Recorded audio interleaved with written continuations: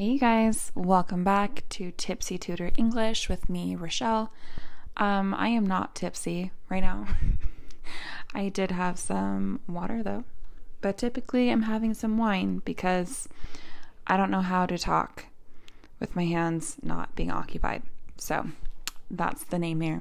Anyways, today we are going to be talking about how to use the English idiom beat around the bush.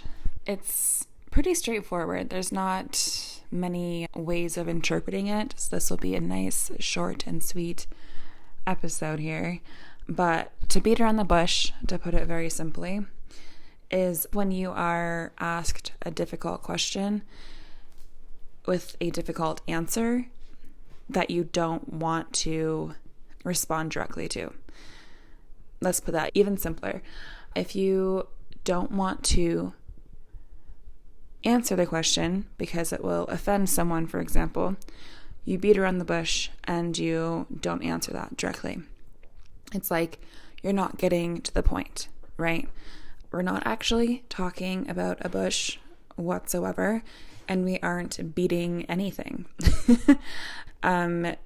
It's just a weird saying that somehow we thought of it. I don't know the history of it, but it's used pretty commonly. So it's like, get to the point, quit beating around the bush, answer me.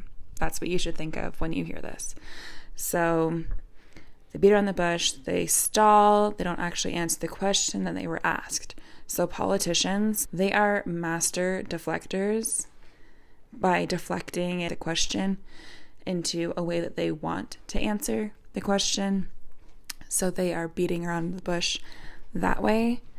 This is very common for very controversial things, and it is done during their campaigns, like the debates during their campaign periods. Again, you do this to not offend someone. That's a good way of thinking of it. When you're a politician and you're campaigning, you want to be unoffensive, but have a side. And if you're asked a question that you know people don't want to hear the real answer to, they will beat around the bush.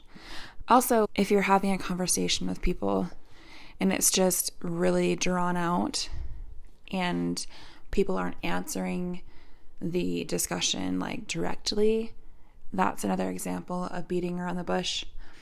But that's not really a bad thing, right? You're just having a roundabout conversation casually with your friends, and so it's not really an issue. It's more an issue when it's political related or your job. Like if you go to your boss and you ask them a direct question and they don't answer you directly, they're beating around the bush and you'll never actually get the true answer from them. So that is how you use beat around the bush. As always, the transcripts for this episode are totally free online on my website at ikbenrochelle.com. That is IKBENRACHELLE.com. It'll be down in the description too, a link to that, but that way you can read along and listen to me saying this to you. You can draw some vocabulary from those transcripts. Again, 100% free. And if you want to see if you're understanding, go over to my Instagram for this podcast, Tipsy Tutor _English podcast. Again, that's down in the description box.